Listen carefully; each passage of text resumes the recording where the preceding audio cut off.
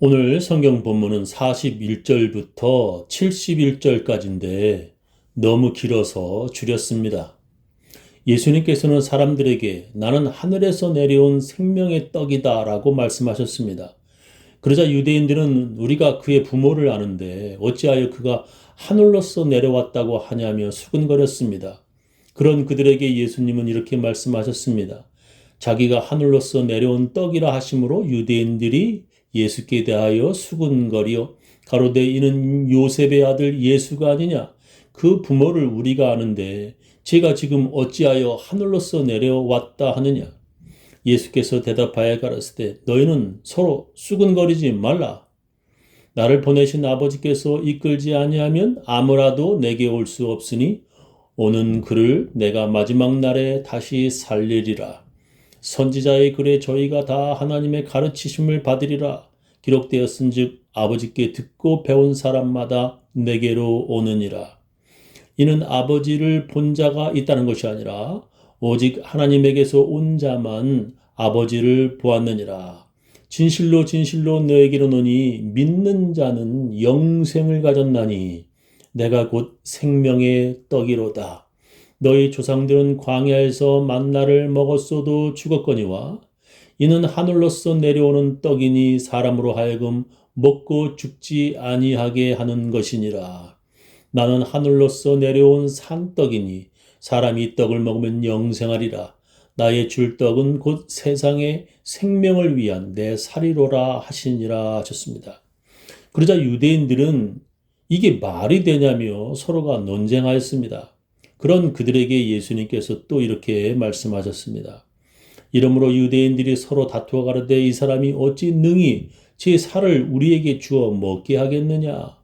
예수께서 이르시되 내가 진실로 진실로 너에게 이르노니 인자의 삶을 먹지 아니하고 인자의 피를 마시지 아니하면 너희 속에 생명이 없느니라.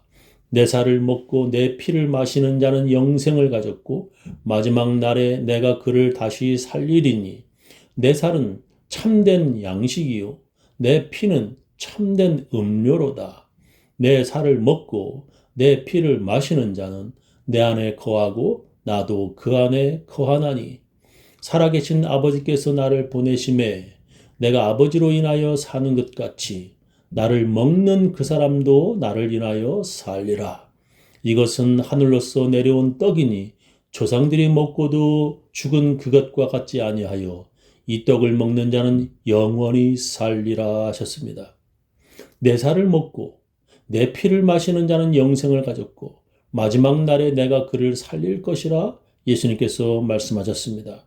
내 살을 먹고 내 피를 마시는 자는 내 안에 거하고 나도 그 안에 산다 말씀하셨습니다. 예수님께서 그렇게 말씀하신 그 뜻을 그들에게 잘 풀어서 설명해 주셨으면 그들이 혹시 이해할 수도 있었을 텐데 예수님은 그 의미를 풀어 설명하지 않으셨습니다. 그러자 예수를 믿는 제자들의 반응이 이렇게 나옵니다. 제자 중 여럿이 듣고 말하되 이 말씀은 어렵도다. 누가 들을 수 있느냐 한데 여기서 우리가 자세히 살펴봐야 하는 것은 제자 중에 여럿이라는 부분입니다. 제자들이 즉 예수 믿는 사람들이 그렇게 말했다는 것입니다.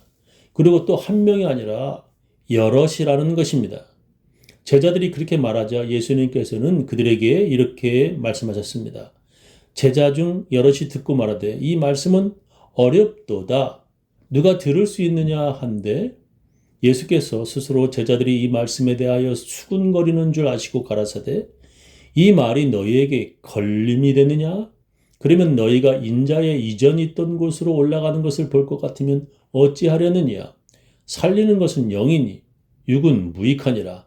내가 너희에게 이른 말이 영이요 생명이라. 그러나 너희 중에 믿지 아니하는 자들이 있느니라 하시니 이는 예수께서 믿지 아니하는 자들이 누구며 자기를 팔자가 누군지 처음부터 아심이러라. 또 가라사대 이러함으로 전에 너희에게 말하기를 내 아버지께서 오게 하여 주지 아니하시면 누구든지 내게 올 수 없다 하였노라 하시니라. 이 말이 너에게 걸림이 되느냐? 이 말의 뜻은 내가 한 말이 이해가 안 되느냐? 너희들은 이 말 때문에 걸려 넘어지느냐? 너희들은 이 말을 믿지 못하겠느냐라는 뜻입니다. 예수님은 너희 중에 믿지 아니하는 자들이 있느니라 말씀하셨습니다. 예수님은 자기를 팔 자가 누군지, 즉 예수님을 배반할 자가 누군지 아심이라라 성경은 말씀하십니다. 근데 예수님의 이 말씀 때문에 많은 제자들이 예수님을 떠났다고 성경은 말씀합니다. 이러므로 제자 중에 많이 물러가고 다시 그와 함께 다니지 아니하더라. 예수께서 12제자에게 이르시되 너희도 가려느냐? 제자 중에 많이 물러가고 다시는 그와 함께 다니지 아니하더라는 것입니다. 그래서 예수님께서 12제자에게 너희도 가려느냐라고 물으십니다. 오늘 제 설교 제목은 너희도 가려느냐입니다. 예수님은 제자들과 세상 사람들을 구별하십니다. 예수님은 제자들과 떡에만 관심 있는 세상 사람들을 나누시고 분리하십니다. 예수님은 믿는 사람들과 믿지 않는 사람들을 나누십니다. 왜냐하면 예수님을 생명의 떡으로, 예수님을 영생수로 믿는 사람들만이 천국에 들어가기 때문입니다. 예수님을 주로 그리스도로 믿는 사람들이 천국에 들어갑니다. 그러나 하나님의 나라는 입으로 그리고 말로만 믿는다고 말하면 들어가는 것이 아닙니다. 주여 주여 말한다고 모두 다 하나님의 나라에 들어가는 것이 아닙니다. 예수님께서는 예수님이 직접 선택한 12제자라 할지라도 그들이 모두 다 믿는 사람이 아니라고 말씀하셨습니다. 그러나 너희 중에 믿지 아니하는 자들이 있느니라 하시니 이는 예수께서 믿지 아니하는 자들이 누구며 자기를 팔 자가 누군지 처음부터 아심이라라 하십니다. 너희 중에 믿지 아니하는 자들이 있다고 예수님은 말씀하십니다. 어떻게 진짜 예수 믿는 사람인지 아닌지 구분을 할 수 있습니까? 여러 가지 방법이 있지만 단번에 드러나는 것이 바로 시험입니다. 사람들은 모두 시험을 받습니다. 예수 믿는 사람이든지 안 믿는 사람이든지 모두 다 시험을 받습니다. 예수님도 시험을 받을 정도입니다. 예수님의 제자들도 시험을 받았습니다. 시험은 두 가지가 있습니다. 하나는 마귀의 시험이고 다른 하나는 하나님의 시험입니다. 마귀의 시험은 우리로 불순종하여 죄 짓게 만드는 시험이고 하나님으로부터 멀어지게 만드는 시험입니다. 마귀의 시험은 하나님으로부터 저주를 받게 하는 시험입니다. 그러나 하나님의 시험은 우리를 믿음으로 순종하게 만들고 하나님과 더욱 가까이 하게 하는 시험입니다. 하나님의 시험은 마침내 복을 받게 되는 시험입니다. 마귀에게 시험을 당한 가룟 유다는 예수님을 떠나게 되었고 하나님의 시험을 받은 아브라함은 하나님께 인정을 받고 복을 받았습니다. 마귀가 주는 시험 중에 아주 무서운 시험이 있습니다. 여러 가지 시험이 있지만 두 가지만 말씀드리겠습니다. 오늘 시간상 첫 번째만 말씀드리겠습니다. 첫 번째가 먹는 시험입니다. 아담과 하와가 마귀에게 그런 먹는 시험을 당하였습니다. 에덴 동산에서 하나님께서 먹지 말라고 명령하신 선악과를 따먹으라는 마귀의 시험입니다. 40일 금식하신 후 배고프신 예수님도 마귀가 돌덩이로 떡을 만들어 먹으라는 그 시험을 당하셨습니다. 여기에서 우리가 알아야 하는 것은 먹는다는 것은 단지 음식만을 뜻하는 것이 아니라는 것입니다. 우리들이 먹고 마셔야 사는 우리의 육신의 욕심, 그리고 재물과 돈에 대한 욕심을 뜻하는 것입니다.